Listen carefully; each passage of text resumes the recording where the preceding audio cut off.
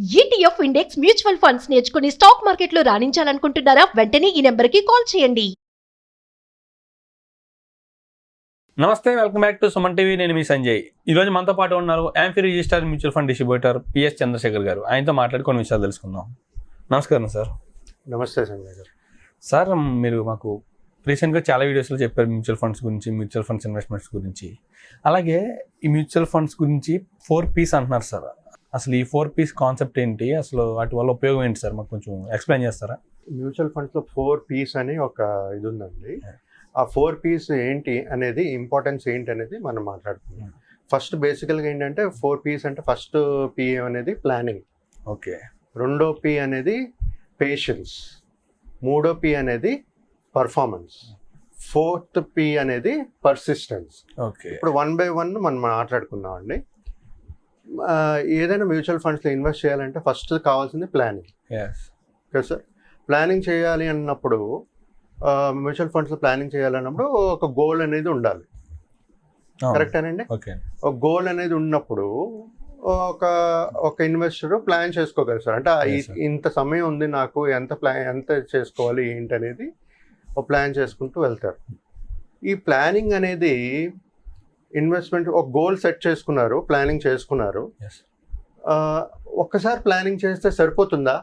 ఆ goal reach అయిపోతామా? లేదు. ఎందుకంటే ఒక ఇన్వెస్ట్మెంట్ ప్లానింగ్ చేసేటప్పుడు రెగ్యులర్ మానిటరింగ్ ఉండాలి. ఎవ్రీ ఇయర్ వన్స్ లేకపోతే రెగ్యులర్ మానిటరింగ్ అనేది మనం ఉండాలి. ఎందుకంటే ఇప్పుడు ఫర్ ఎగ్జాంపుల్ ఒక 5 years గోల్ ఉంది ఒక ఇన్వెస్టర్. ఆ 5 years గోల్ తర్వాత ఆ 5 years దగ్గరకు వచ్చినప్పటికీ ఆయన గోల్ మారిపోతుంది. గోల్ మారిపోతుంది అంటే ఫర్ ఎగ్జాంపుల్ 5 yearsకు నాకు 10 లక్షలు కావాలని గోల్ పెట్టుకుని ఇన్వెస్ట్ చేస్తూ వెళ్ళారు.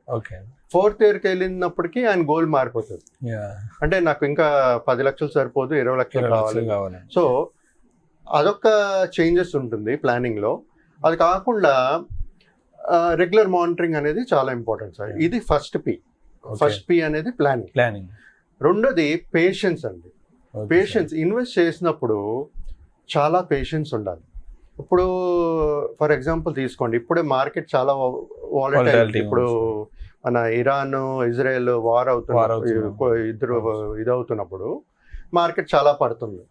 ఇలాంటి సిచ్యువేషన్స్లో ఏం చేస్తారు ఇన్వెస్టర్స్? పేషెన్స్ కోల్పోతారు. అంటే పేషెన్స్ అంటే మెయిన్లీ వాళ్ళ ఎమోషన్స్ ప్లే అవుట్ అవుతుంది. ఎమోషన్ ప్లే అవుట్ అయ్యి లేకపోతే ప్రాఫిట్ అనేది తీసేసుకుందాం అని చూస్తుంటారు. మార్కెట్ పడిపోతుంది, ప్రాఫిట్ తీసేసుకుందాం అని చూస్తుంటారు. కానీ ఆ పేషెన్స్, వాళ్ళ ఎమోషన్స్ కంట్రోల్ చేసుకుంటూ ఇన్వెస్ట్మెంట్ గోల్ పరంగా వెళ్తే లాంగ్ టర్మ్లో మంచిగా రిటర్న్స్ వస్తాయి సార్. సో ఇది రెండో P అండి. Okay sir, patience. మూడోది ఏంటంటే పర్ఫార్మెన్స్ అంటే సార్ ఇప్పుడు ఒక గోల్ సెట్ చేసుకుని మనం ఇన్వెస్ట్ చేస్తుంటాం. మనం ఒక ఇంత రిటర్న్స్ వస్తాయని ఒక అంచనా పెట్టుకుంటాం. 12% అనో 15% అనో మనం పెట్టుకుంటూ ఉంటాం సార్. పెట్టుకున్నప్పుడు మన ఆ పర్ఫార్మెన్స్ రిటర్న్స్ ఇస్తుంటాయి. కానీ మన గోల్స్ సరిపోయినంత రిటర్న్స్ వస్తున్నాయా లేవా, ఆ గోల్ రీచ్ అవ్వగలమా లేదా అనేది ఇంపార్టెంట్.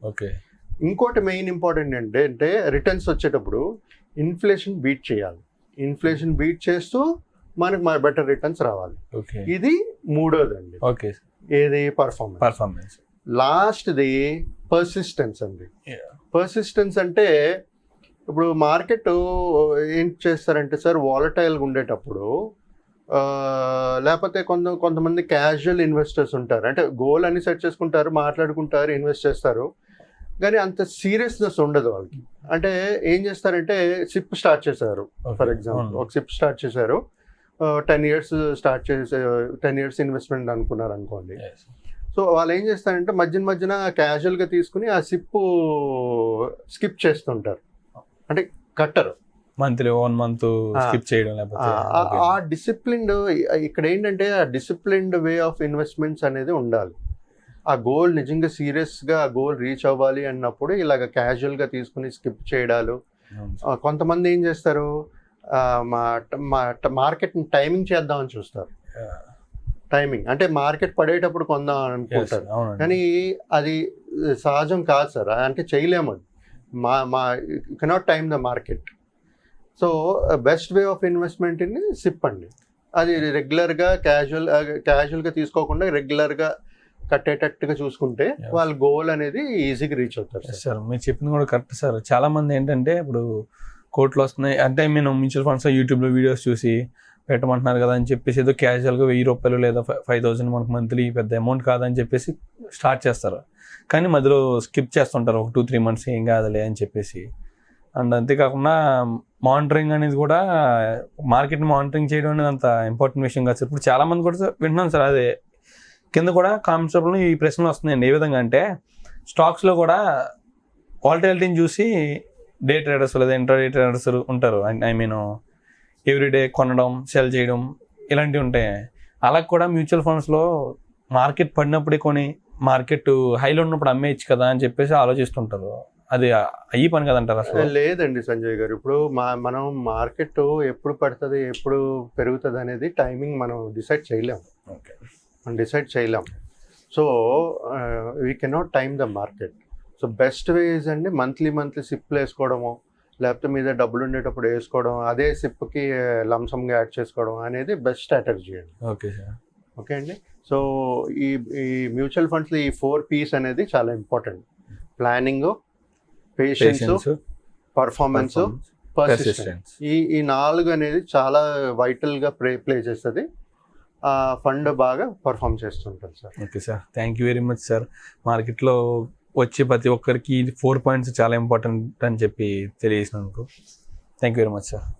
థ్యాంక్ యూ సంజయ్ గారు. Thank you.